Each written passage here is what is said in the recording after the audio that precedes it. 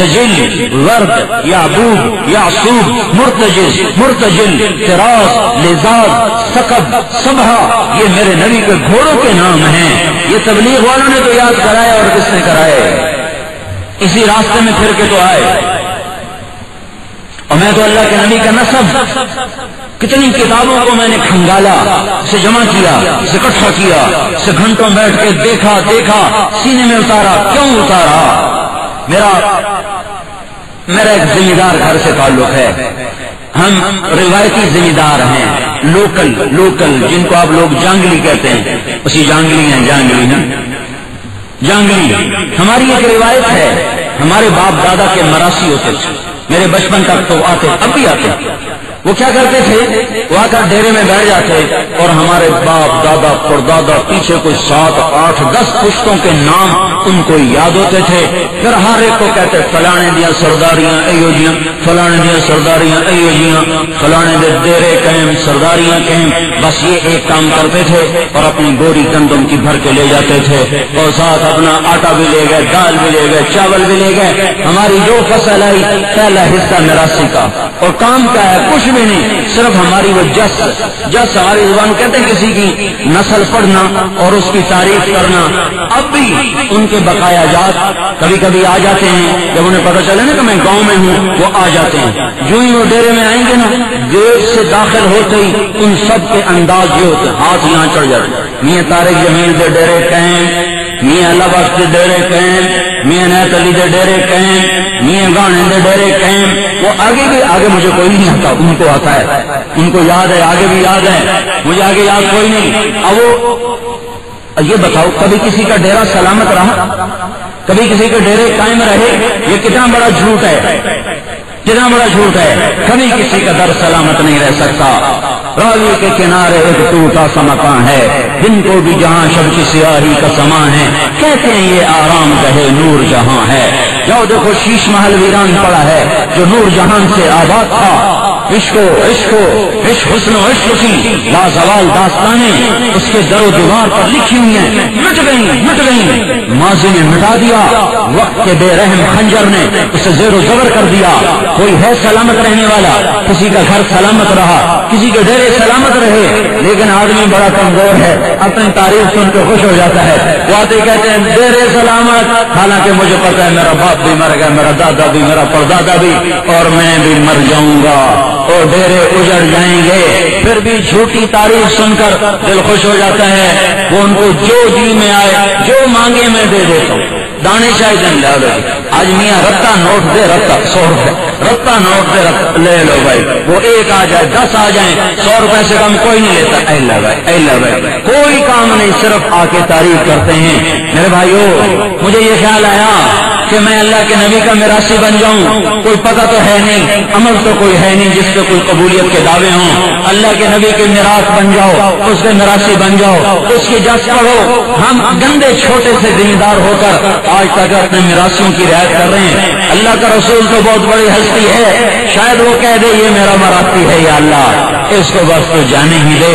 میں تو اس آس میں اللہ کے نبی کا ڈھنڈورا پیٹ رہا ہوں، اور تبلیغ والوں کو کہہ رہے ہیں کہ یہ رسول کو نہیں مانتے ہو۔ بھائی کچھ تو سوچو، کوئی انصاف تو کرو بھائی۔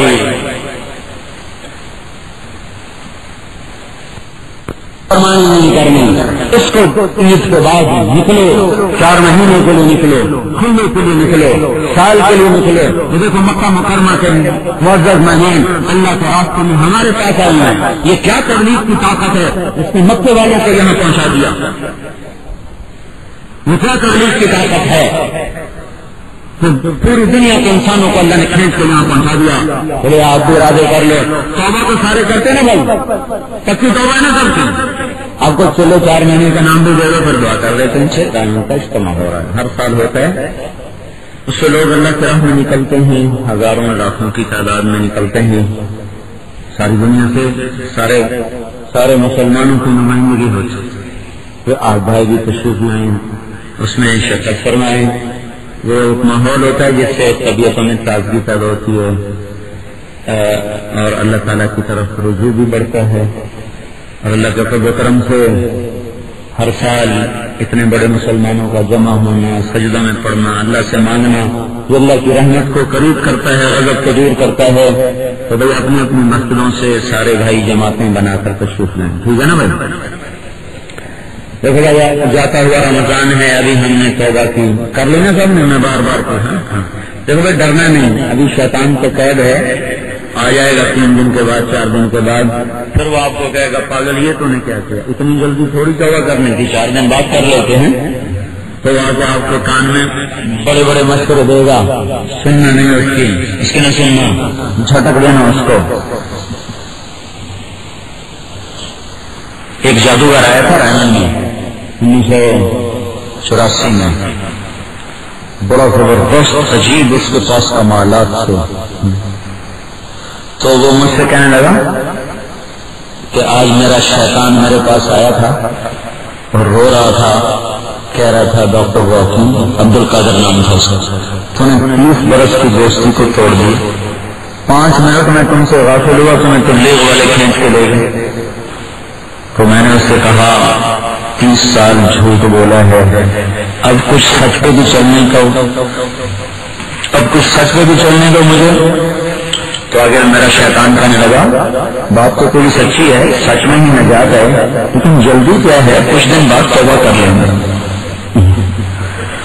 تو حضرت علی کا فرمان ہے بدترین انسان وہ ہے جو زندگی کی امید پر توبہ کو مؤخر کر دے، بدترین انسان ہے جو زندگی کی امید پر توبہ کو مؤخر کر دے۔ اب بھائیو اگر خدا نہ خواستہ توبہ ٹوٹ جائے تو ڈرنے اور گھبرانے کی بات نہیں ہے، پھر کر لینا، صرف اللہ ہی وہ وحدہ لا شریک ہستی ہے جس کے دربار میں جتنی دفعہ بھی ٹوٹ کے آؤ گے وہ اتنی دفعہ محبت سے جوڑ دے، باقی کوئی ایسا نہیں۔ سبھی ماں بھی ہوگی تو آخر بد دعائیں دینے لگ جائے گی اور کہے گی میری نظروں سے دور ہو جا۔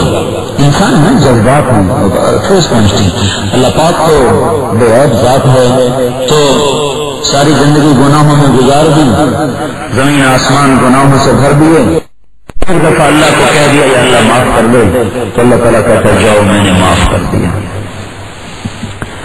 چند قدم گیا تھا تو پھر توبہ توڑ دی، تو پھر اللہ تعالیٰ کہتا ہے اللہ تقنا تو نومید نہ ہونا، پھر توبہ کرنے میں پھر معاف کر دوں گا، پھر معاف کب تک؟ معلوم وہ غر ہے، جب تک سانس کو کھڑتا نہیں توبہ کا در کھلا ہے، جتنی دفعہ معافی مانگو گے اللہ معاف کر دیتا۔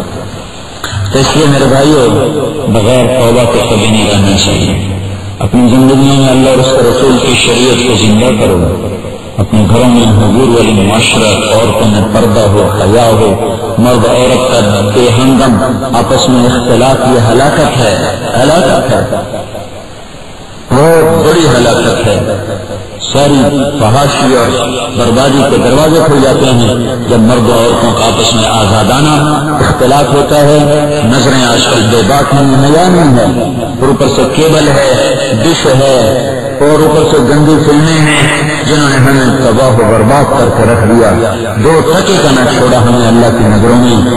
پتہ نہیں کس طرح ہماری راتیں گزرتی ہیں، اس حال میں موت آ گئی تو پتہ نہیں کیا حال ہوگا، اس حال میں اللہ کے دربار میں پہنچیں گے۔ تو میرے عزیزو ہم بڑے خطرناک ماحول میں چل رہے ہیں، اپنے ایمان کی حفاظت کر کے چلو، اپنی نظروں کو بچا کے چلو، اپنی دکانوں میں علماء سے پوچھ کر شریعت کے مطابق اپنی تجارت کو زندہ کرو، نمازوں سے اپنی بھائیو اوقات کو منور کرو، جب کبھی تکلیف پریشانی آئے فوراً نماز کی طرف دوڑو، مسجد کی طرف دوڑو، بادشاہوں کے در میں کھٹکھٹاؤ، مصلے پہ چڑھ جاؤ، اللہ کے سامنے پڑھ جاؤ، اس کے ہاں کوئی چیز ناممکن نہیں ہے، نماز پڑھنے والے بن جائیں۔ زندگی میں میرے بھائیو نماز کا کبھی نہ بنا ہو، اور اس بات کو رواج کرنے کی کوشش فرمائیں کہ نماز پر کام بند ہو جائیں، چولہے ٹھنڈے ہو جائیں، ہانڈیاں اتر جائیں، عورتیں مصلے کو دوڑیں، مرد مسجد کو دوڑیں، دکانوں کے دروازے بند کر دیں، فیکٹریاں ملیں بند کر دیں اور بھاگیں مسجد کی طرف۔ دکانیں بند کر کے مسجد جانا اللہ کا ہاں انتہائی پسندیدہ ہے، بہت مبارک ہے۔ اور ملک الموت نماز کے وقت میں پوری دنیا کا چکر لگاتے ہیں، وہ دیکھتا ہے کون نماز پڑھ رہا ہے کون نہیں پڑھ رہا، اس کی نظر میں رہتا ہے، نمازی بھی بے نمازی بھی، نمازی بھی بے نمازی بھی۔ قرآن پاک کی